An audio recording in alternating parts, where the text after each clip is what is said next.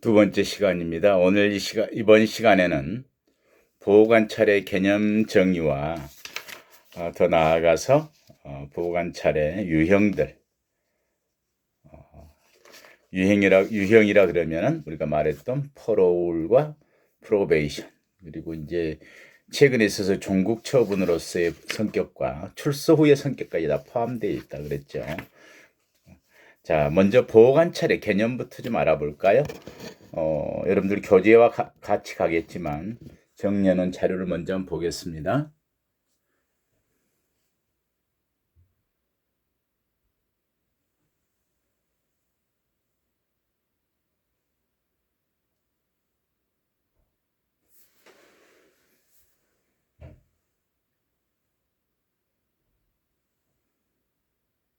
이러면 좀 더 잘 보이나요? 좋아요. 교재를 보면서 같이 또 이야기하도록 하죠. 앞서도 이야기했듯이 뭔가 두 개의 다른 개념 같아요. 보호관찰에 있어서 페롤과 퍼로울은.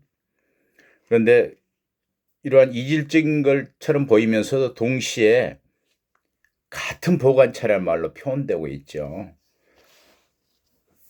그리고 우리나라에서는 또 사연의 처우에 있어서의 전반적인 모든 것들을 또 보호관찰이란 말로 사용하는데, 꼭 그런 용어는 아니에요.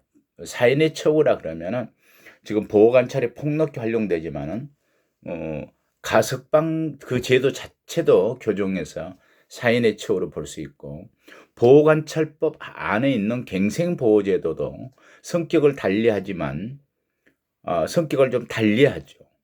보호관찰은 뭔가 부가적인 것이고 본인이 원하지 않지만 보호관찰에 붙여지는 것인데, 갱생보호는 출소한 사람들이 자기가 희망해야 그게 갱생보호를 받게 되는 거, 갱생보호에 편입되는 거죠. 근데 우리나라는 물론 최근에 보호관찰법을 개정하면서 갱생보호도 보호관찰로 포함시키고는 있습니다. 근데 이 부분은 좀 애매하긴 해요. 보호관찰이라고 하는 것은 정부에서 운영하는 공무원들이 운영하는 거죠. 법무부에 있는 범죄예방정책국에 보호관찰을 관장하는 기구고요. 또 보호관찰관이라고 하는 공무원들이 있는 반면에 갱생보호라고 하는 것은 법무보호복지공단 소속입니다. 갱생보호는 그래서 성격을 좀 달리하죠. 단지 법에만 한데 하나의 사일의 처우로서 묶어둔 보호관찰 속에 갱생보호를 법에만 묶어뒀지만 운영은 별도로 하고 있다. 뒤에 다시 또 설명하겠습니다. 그래서 이러한 보호관찰을 협의와 최광의로 한번 설명해 보는 게 더 이해가 빠를 것 같아요. 보호관찰을 가장 좁은 의미로 우리가 이해를 해보자면, 형벌 또는 보호처분에 의하여 유죄를 받았거나 비행성이 인정된 범죄자나 비행소년에 대해서 그러니까 교정시설이죠. 교도소, 교정 및 보호시설에 수용하지 않는 대신에 사연의 보호관찰관에 의해서 행하여지는 지도 감독과 원호를 주던 내용으로 하는 처분이다. 이게 교정에서 이야기할 때는 가석방을 이야기하는 거예요. 교정과 관련지어든 것은. 왜 가석방은 교정의 분야냐? 형벌을 집행하는 건 징역형, 그래서 시설 내에서 수용해야 되는데, 가석방은 시설이 있지 않고 밖에서 생활한단 말이에요. 가짜로 석방하는 거예요. 형기를 다 마치지 않았는데. 그런가요? 어떻게 생각하세요? 형기가 종료되지 않았는데 교도소에서 나왔어요. 그러면 큰 틀에서는 상권 분립에 위배되는 거 아닌가요? 사법부에서 징역 5년에 처함했단 말이에요. 그런데 교정시설에 들어왔어요. 이건 행정부죠. 법무부라고는 행정부예요. 그런데 행정부에서 사법부의 판단에 위배되어서 형기를 줄여준다? 그럼 이건 상권 분립 정면으로 입어야 되는 게 아닌가요? 근데 그렇지가 않아요. 왜냐하면 어떻게 해석하냐면 가석방은 그 형기 5년의 형기라고 그러면은 그동안에 일정 기간이나 형 집행을 일정 기간 했을 때 형법상에는 3분의 1 이상이지만 보통의 가석방은 가장 빨리 내보낼 수 있는 게 과실범, 단순 과실이나 뭐 단순 폭행 이런 어떤 부분들에 대해서는 50%부터 지침상에 가석방을 기준을 정해서 허가하지만 보통은 80% 이상 정도의 형을 집행했을 때 그동안에 모범수로 살았고 그런 걸 지켜보니 재범 우려가 없고 본인이 내야 할 벌금이나 추징금이 예전에는 추징금은 내지 않아도 나가서 낼 수 있었는데 지금은 추징금도 벌금의 성격으로 가석방에서 검토를 해요. 벌금과 추징금이 있으면 가석방을 못 나가죠. 그래서 벌금을 완납했고 재범 우려가 없고 일정 기간 형을 집행한 사람이 시설 내에 있는 것보다는 그 사람의 사회 복귀를 원활하게 하기 위해서 사회 내에서 생활하도록 한다. 형을 집행하도록 하는 거예요. 그렇게 하는 행정처분이다, 가석방은. 그래서 상권 분립에 입에 되는 건 아니다. 교정제도이자 행정제도이자 행정처분이 가석방. 그래서 교정제도죠, 가석방은. 그런데 이제 가석방을 나갈 때는 보호관찰을 부과해서 나가기 때문에 보호관찰 대상자로 속하는 겁니다. 그런데 이렇게 나갈 때는 지도 감독 원호를 받게 되는데 이럴 경우에 우리가 준수사항이다. 어떠한 조건을 지켜라. 예국에 나갈 때는 신고하고 외국에 나갈 때는 신고하고 출소 후에도 바로 경찰서와 보호관찰소에 연락을 해서 몇 달에 한 번씩 가서 어떻게 생활하고 있는지라고 하는 것들에 대한 신고를 하게 되는 이런 부분들이 어떤 조건들을 부과하는 거예요. 이 부분이 우리가 협의의 보호관찰이다. 시설 내에서 보호관찰 간의 지도감독 원호를 받는 것. 그러한 어떤 준수사항이라고 하는 조건을 갖고 사회 내에 있는 것을 우리가 보호관찰이라고 한다. 협의적으로 생각하면 그런 부분이고 좀 더 광의로 생각한다면은 최근에 있는 이제 넓은 의미로는 보호관찰소에 의해서 보호관찰 대상자에 대하여 행하여지는 재반 활동 예컨대 법원의 처분에 의하여 행하여지는 사회봉사 명령이나 수강 명령 등을 포함하는 것. 보호관찰소에 의해서 대상자에 대해서 행하여지는 모든 활동들, 보호관찰관의 지도 감독 원호만 받는 게 아니라 최근에 이런 부분이 굉장히 폭이 넓어졌죠. 사회봉사명령, 수강명령 등을 포함하는 것. 예전에는 어떤 형벌의 사회봉사명령이나 수강명령들이 부가적으로 조금 더 포함해서 했었는데 최근에는 따로 독립된 형벌의 성격으로서 따로 부과될 수도 있다. 이러한 광해 보호 관찰에는 특정 범죄자에 대한 보호 관찰 및 전자장치 부착 등에 관한 법률에 의한 전자장치 부착, 우리나라는 전자 발찌를 착용토록 하죠. 전자장치 부착 등도 여기에 포함된다.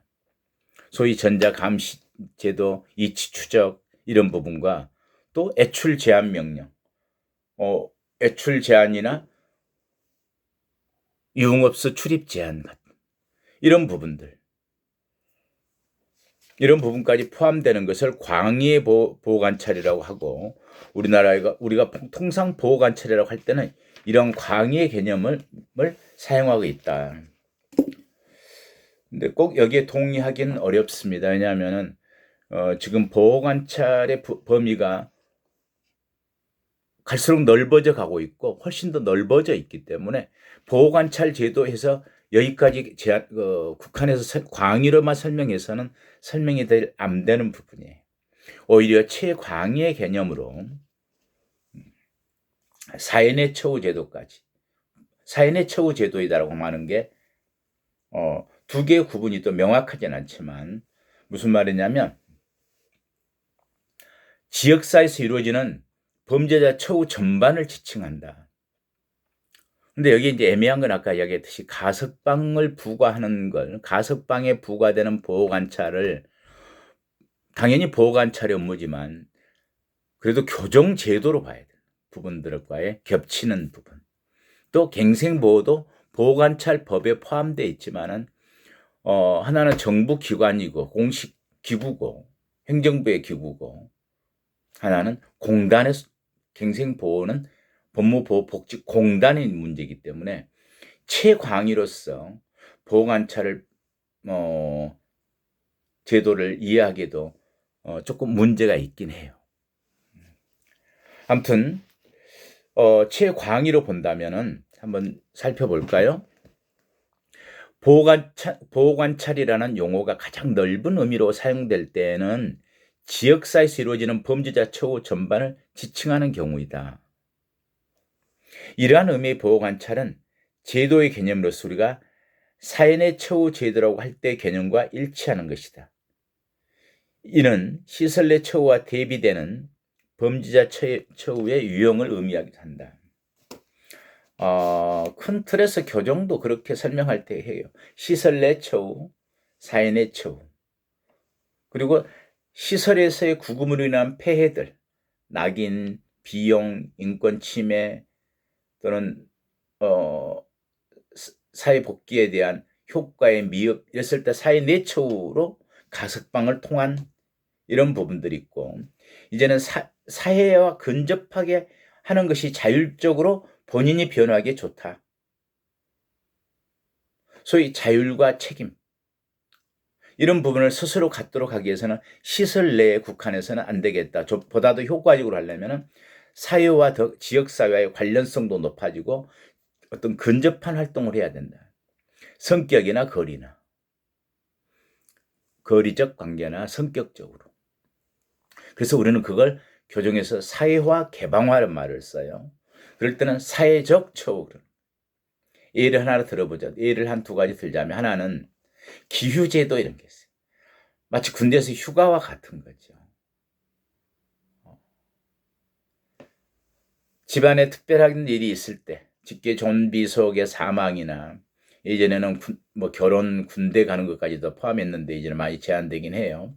그렇게 특별 기후가 있고 모범수로 생활을 잘하고 직장을 얻기 위해서 소위 사회 정착을 위해서 필요한 경우 그리고 가족 유대관계 등을 위해서 필요했을 때 일반 기후들을 사용하죠.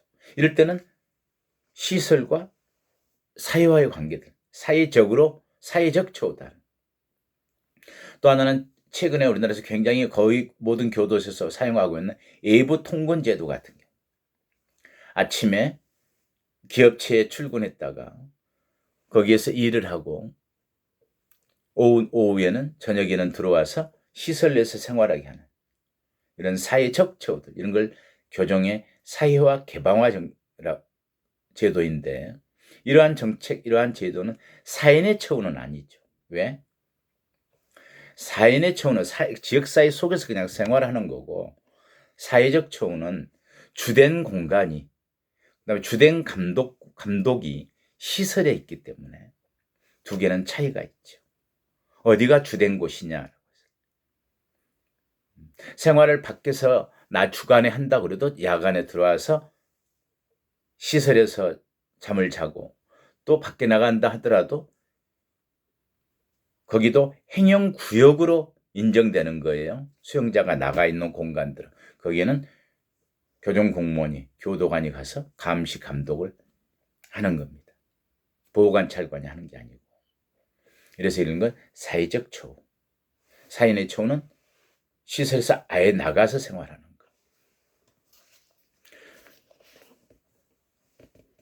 그래서 이렇게 시설과 사회와의 구별되는 것을 사회 내 처우로 하고 시설의 구금 처우라고 하죠. 구금 처우에서 조금 전에 말한 사회적 처우라고 하는 부분들은 운영 방식이죠. 사회 내 처우가 아니고 사회 내 처우는 그래서 대표적으로 우리가 항상 가석방과 갱생보호와 보호관찰을 사회 내 처우다 이렇게.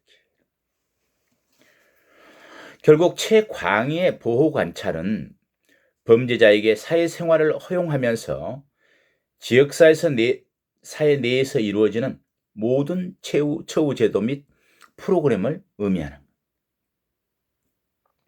이 경우에는 또 자유행위 형기가 종료되어 이럴 때 이제 종료되어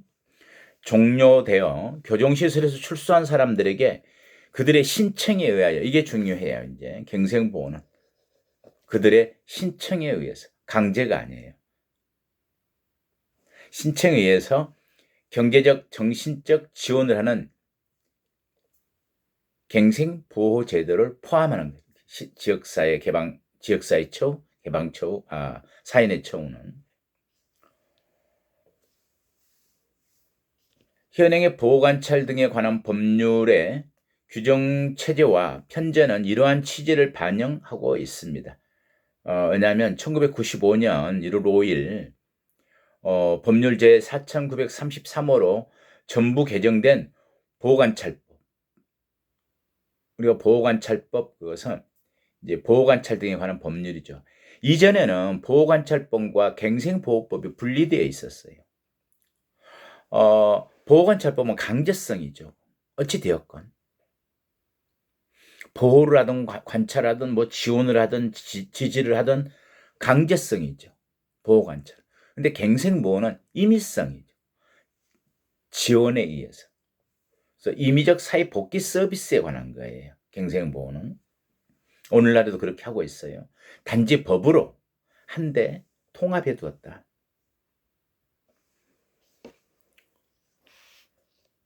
그래서 거기에는 그런 내용이 되어 있지. 현재 당시 이제 개정할 때 이원화되어 있는 출소자 사후 관리 법령을 통합하여 체계적이고 효율적인 재범 방지 업무 추진 기반을 조성하여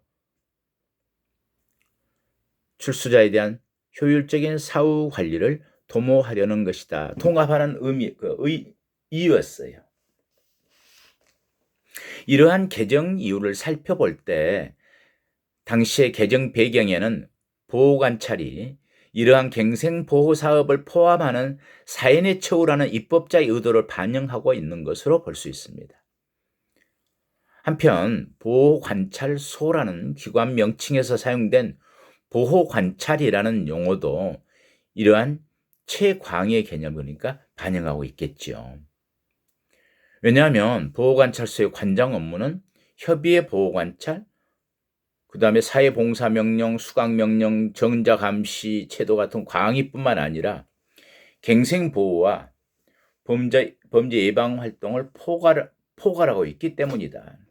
이렇게 이야기한다면 교재에서 아까 우리가 통상보호관찰이라고 했을 때는 광의의 개념이 됐는데 최근에는 어떻게 생각해야 될까요?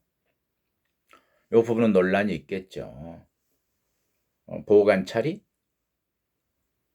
그 영역이 훨씬 더 넓혀지고 있고 역할이 커지고 있기 때문에 그것까지를 포함하는 것을 보호관찰로 봐야 된다. 사인의 처우다. 보호관찰. 모든 걸 포함한다. 근데 이제 그러게 또 이제 애매한 건 하나 이야기했죠. 가석방을 나왔는데 보호관찰부 가석방은 그것도 보호관찰 제도로 볼 거예요. 당연히 보호관찰의 내용이지만 또 사인의 처우에서 보호관찰이 부과되지 않은 가석방자라고 한다면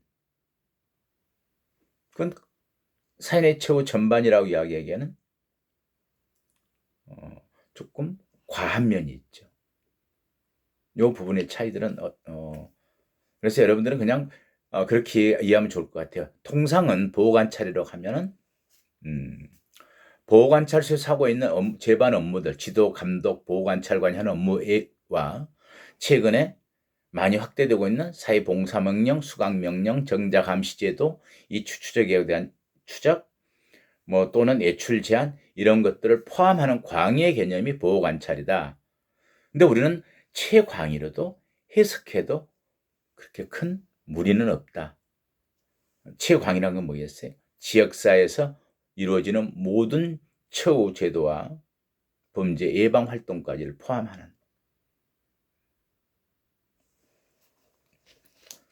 자, 그러면 좀 진도가 빠른 감 있나요? 여기까지 이해가 다 되시죠?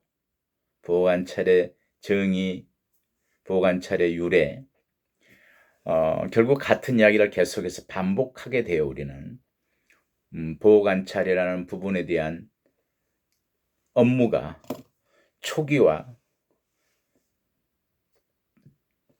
현재 진행되어 오는 변천 또는 추세가 이걸 전부 설명을 계속해서 해가야 되기 때문에 늘 좀 중첩되는 부분이 있을 겁니다.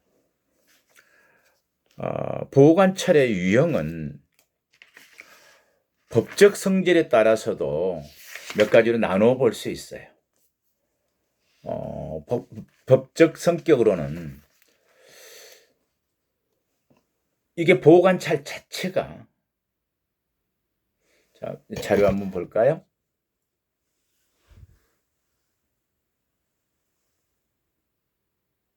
밑에 아래 부분이죠.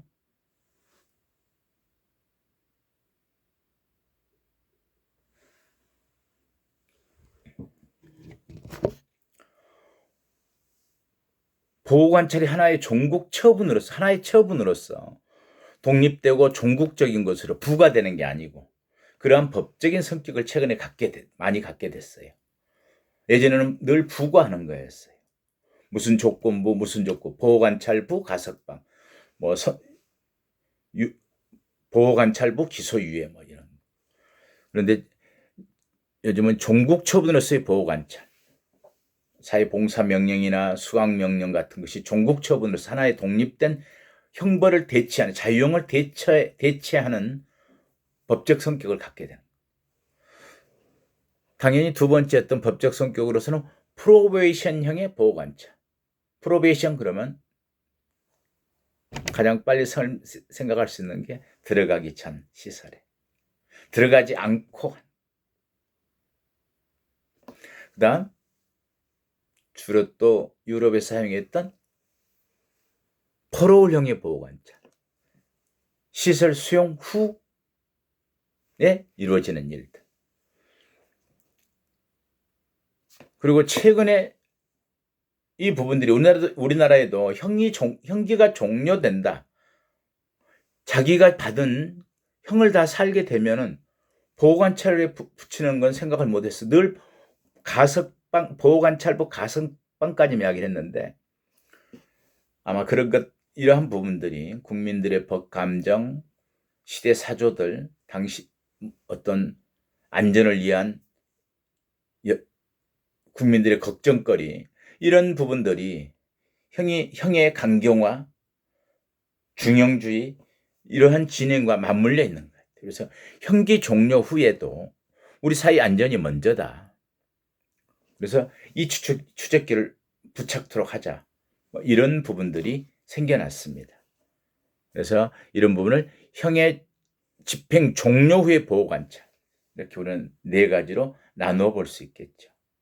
시기적으로 본다면은 예전에는 두 가지였어요. 프로베이션과 퍼로울, 초기의 보호관찰. 아주 초창기 태동 때는 프로베이션의 성격이었죠.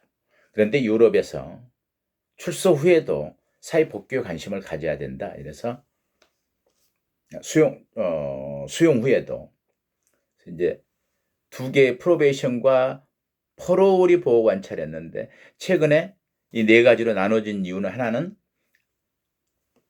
늘 보호 관찰이라고 하는 게 어떤 조건부가 아니고 하나의 독립된 형으로서의 성격, 종국적인 처분으로서의 보호 관찰, 그리고 우리 사회 안전망 확대라 그럴까요?